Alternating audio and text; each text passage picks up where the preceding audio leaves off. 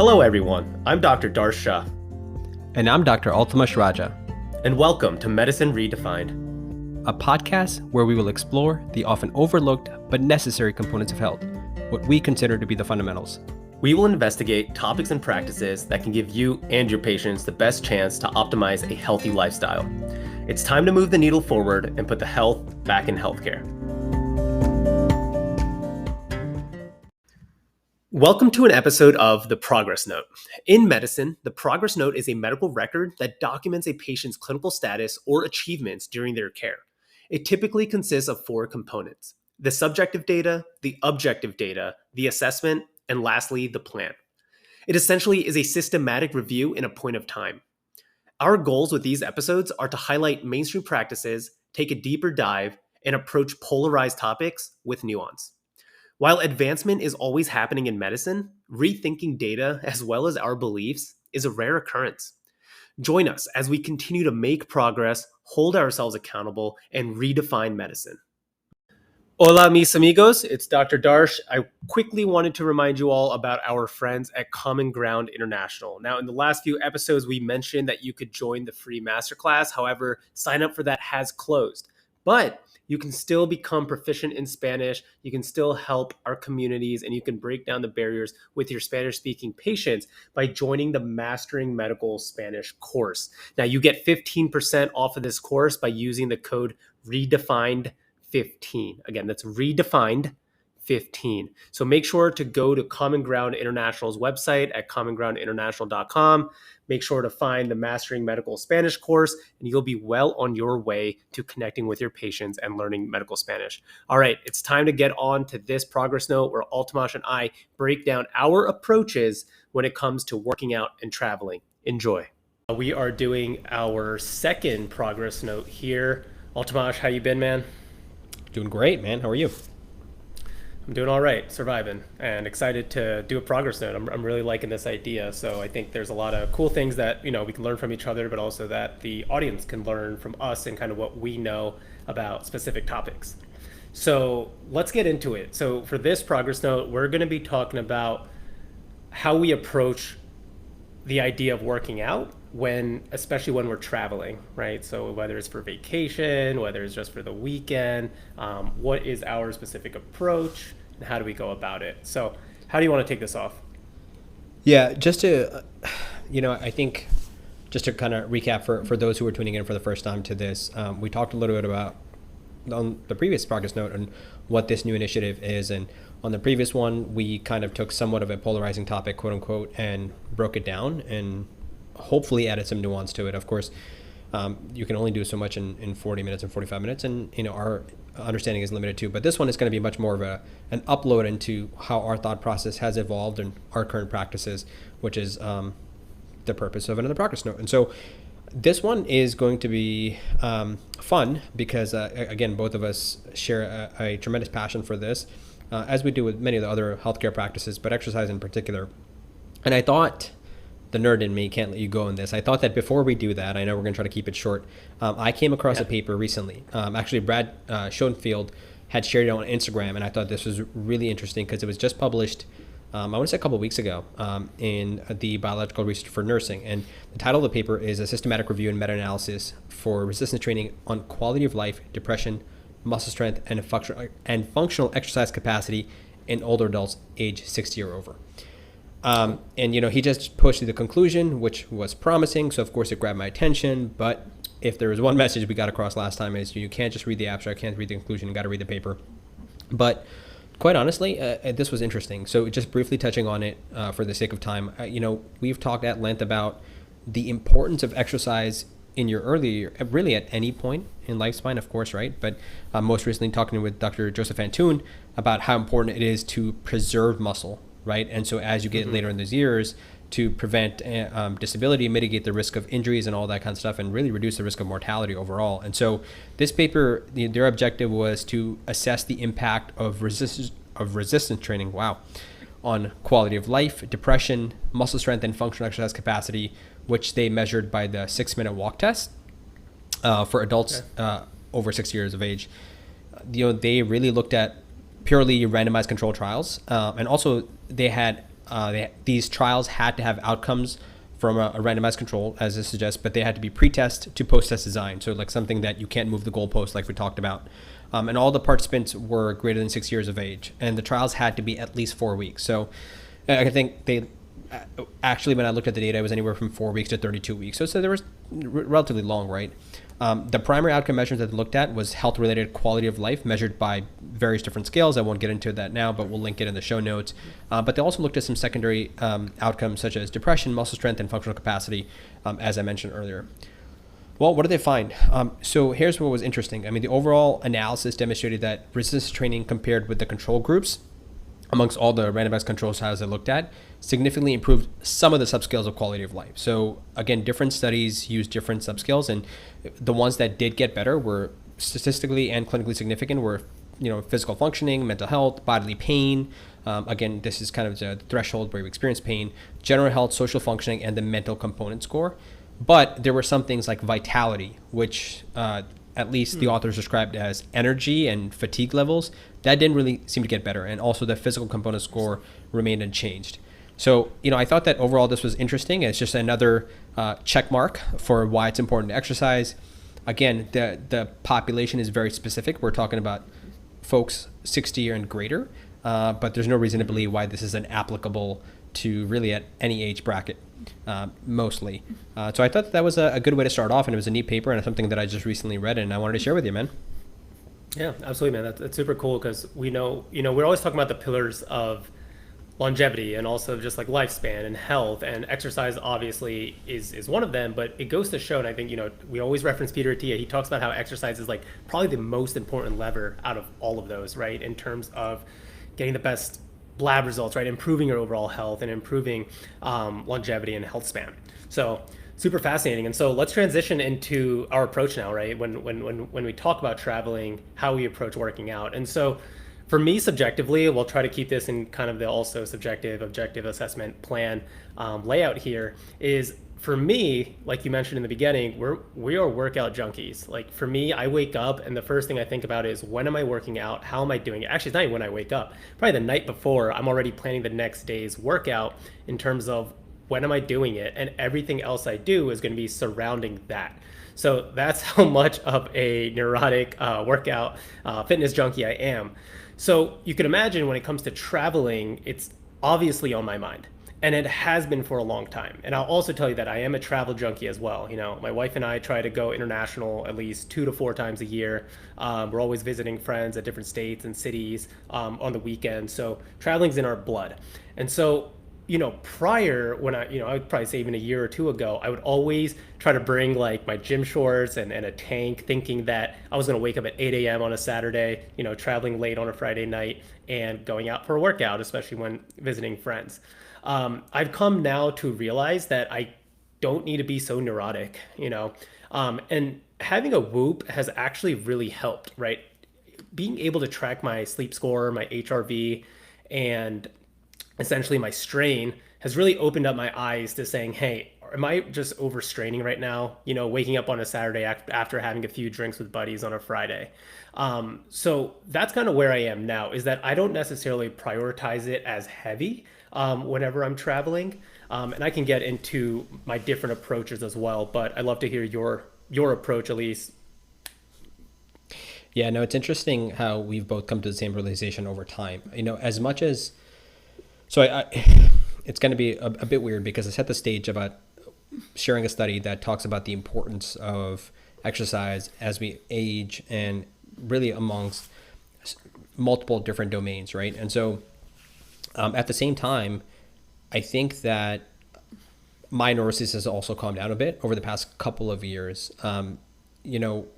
Whereas in the past, I would maybe even plan my travel according to the resources available to me in terms of what I could exercise, which could be frustrating for definitely the people that you're planning a vacation with, and also frustrating for oneself. But I've also started to appreciate that, if you miss a workout, it's not the end of the world. I think that it's that narrative just changing in the mind that when you wake up in the morning that, hey, I absolutely have to work out today, versus, hey, I get to work out today, right? Not looking at it as necessarily a chore, but maybe as an activity that's rewarding and it's beneficial. I think there's a fine line though, because I don't, I'm going to be honest with you, as much as I've heard that over and over again, I don't feel like, oh man, this is such a joy and I get to work out today. Because the fact of the matter is, there are days when I just don't feel like working out, right? I'm not motivated and I'm not excited about the dopamine and the endorphins I'm going to get after the workout. Getting to the workout is really, really hard, particularly in times of distress. But just keeping in mind, hey, listen, if you miss this workout for a couple of days on this vacation, that's not going to end. That's not going to shave off 10 years on the back end of my life. So I think that's an important thing to keep in mind. Yeah, absolutely. And so let me kind of go through the three different types of traveling that I think about, right? So the first one's vacation, right? Like you're going international or you're going across the states, and you're probably going for like 5 days to let's say like 10 days. The next thing I think about is visiting friends, right? So this might be again 3 to 5 days going to another city or going to another state, but the approach might be different, right? Instead of exploring and doing excursions, it might be, for a lot of people just drinking or playing board games or going out or dinners, things like that. And then I also think of business trips, right? Which could be recurring, more so. And that could sometimes be a week, sometimes just be a weekend. So for each of those things where, I've been a part of, my approach to working out is different. And the the way I view the workout and how I define workout will also be different when I look at each of those. So, for instance, when I'm traveling, let's say, I really look at, am I going to be working out there in the sense of away from my normal routine, right? So usually it's about an hour, hour and a half of weightlifting.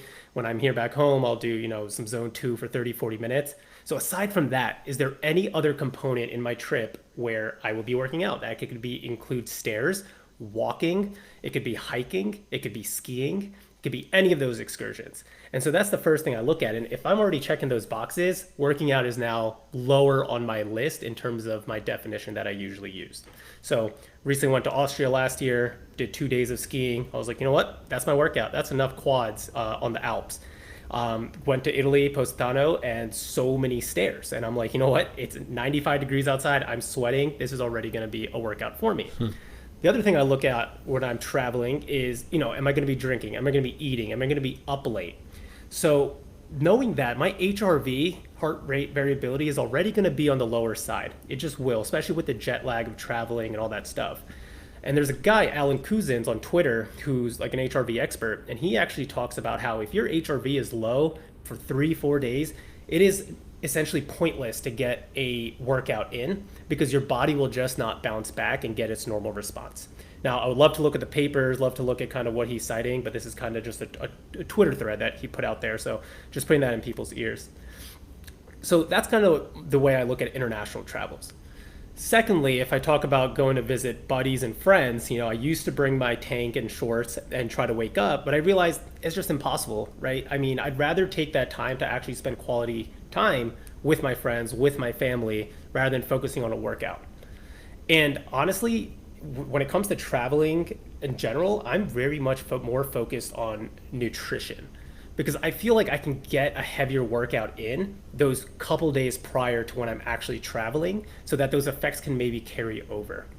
And then the last part would be the business aspect. So now if I were to travel on business, I would probably use the same definition of working out that I usually do. I'll probably try to find a gym. I'd probably even pay, those $5 to $10, $15 to go to a nice gym. I'd try to explore the streets with a run. But I know, because I'm not necessarily visiting friends or that it's a recurring trip, maybe more on the boring side, I'm able to kind of fit this into my routine, especially if it's recurring. I'm now planning that on a more regular basis. Yeah, because at that point it just becomes part of your life, right? It's just like Right.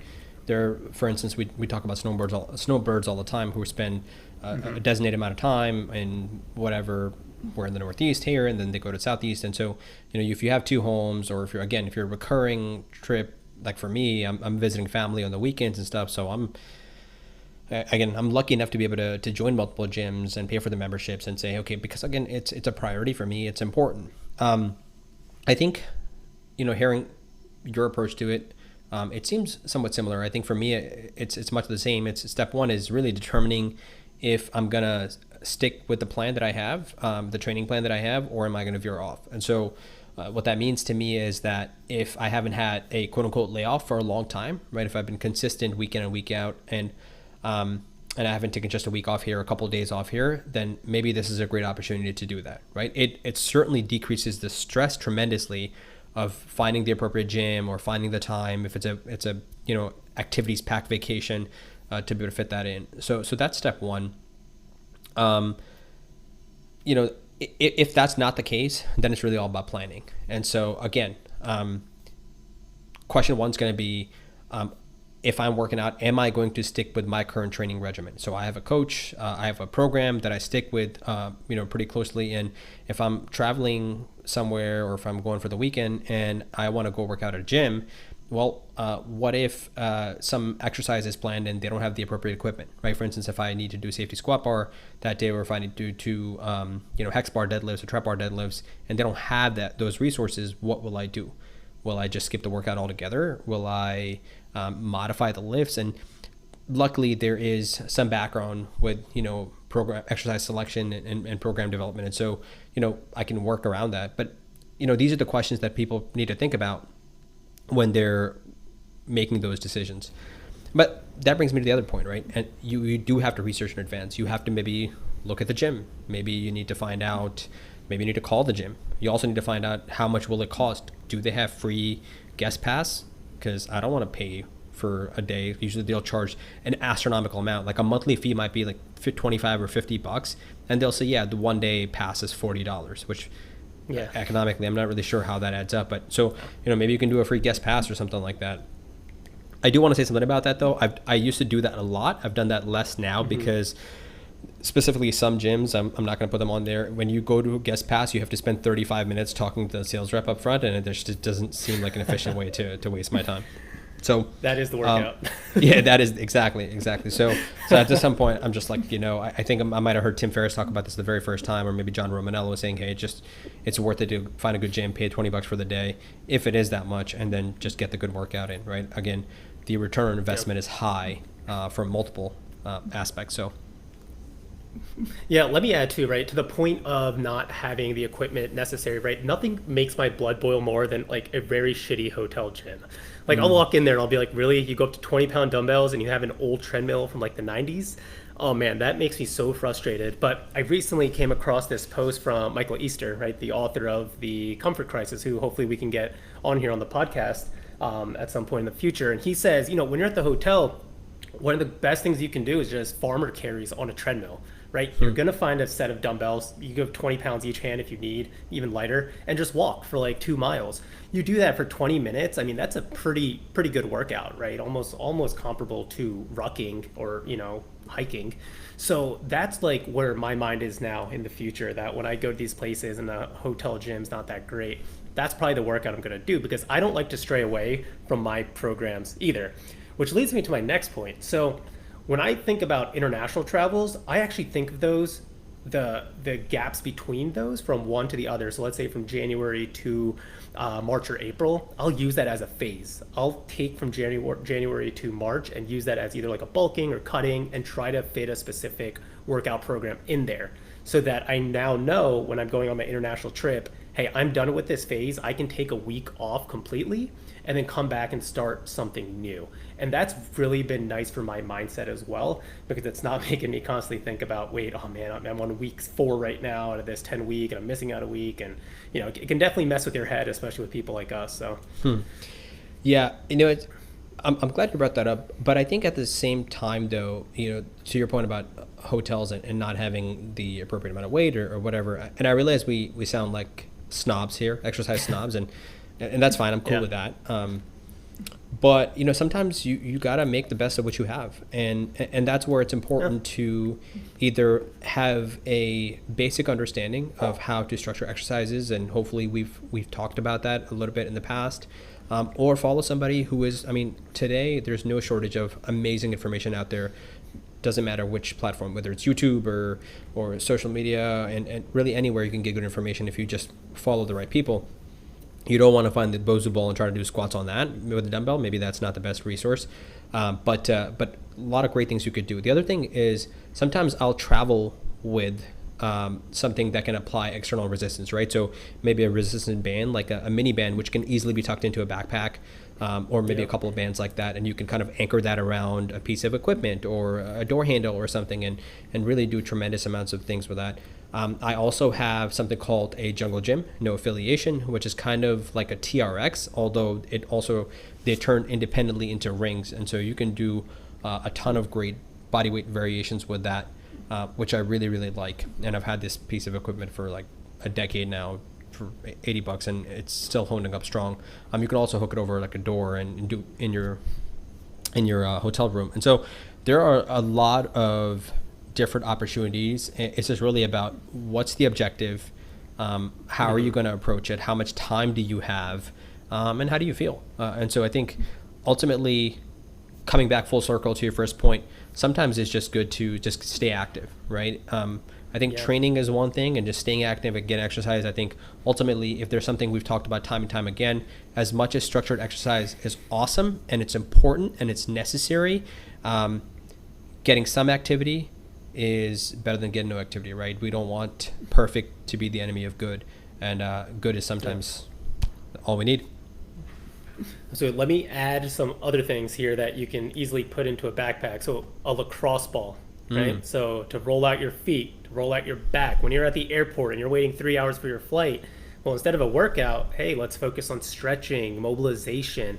Shout out to the Ready State here, because I've been using them almost all the time, and it really makes a difference. And they were actually the ones who planted that seed in my ear, say, hey, bring a lacrosse ball while you're on the flight and kind of sit on it, mobilize, get your muscles loose. So actually, more than working out when traveling, I'm focusing more on the stretching aspects of things, especially when you're sitting for so long, either in a car ride or on a plane. It's just really easy to get those kind of high yield things in.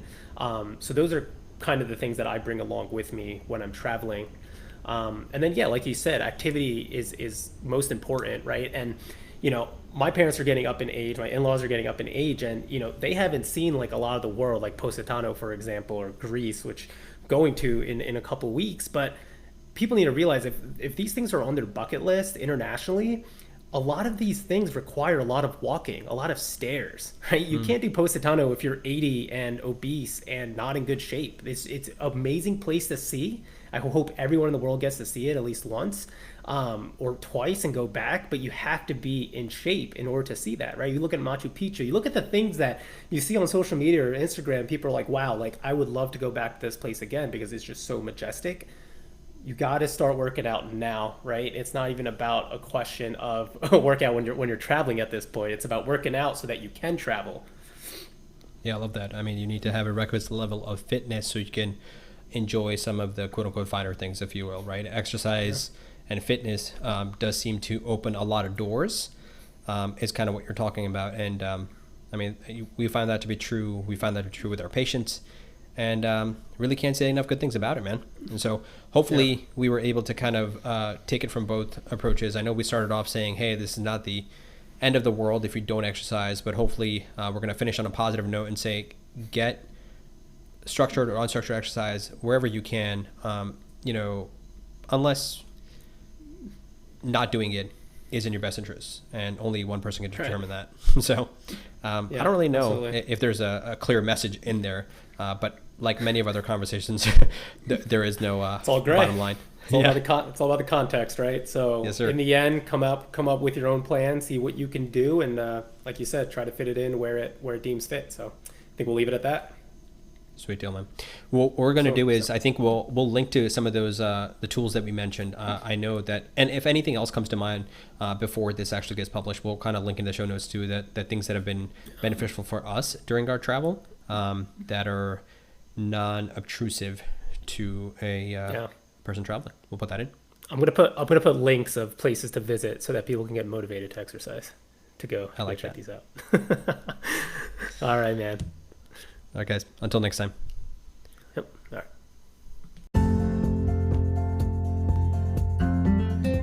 hopefully Altamash and I did not take you all by surprise by saying that we don't work out every single day as much as we would love to, but we have definitely become less neurotic and have a better mindset and approach when it comes to working out, especially when traveling. So I really hope you guys have taken away some of these things and can start to incorporate some of the approaches into your lives. If you guys have any specific requests when it comes to us doing these progress notes, any ideas, any topics you want us to talk about, please email us, Facebook us, TikTok us, whatever it takes, Instagram, however you want to get into touch with us to let us know what you want us to talk about. We would love to do the research on it. We would love to bust myths, and we would love to produce good content with a lot of educational value for the world. So please do let us know. If you are enjoying this podcast, please share it. Make sure to rate and review as well. And with that, the medical disclaimer, everything in this podcast is for educational purposes only. It does not constitute the practice of medicine, and we are not providing medical advice. No physician-patient relationship is formed, and anything discussed in this podcast does not represent the views of our employers. We recommend that you seek the guidance of your personal physician regarding any specific health-related issues. And with that, we actually will not be seeing you next week because it is Labor Day, so everyone enjoy the long weekend, but we will see you the week after that. Take care.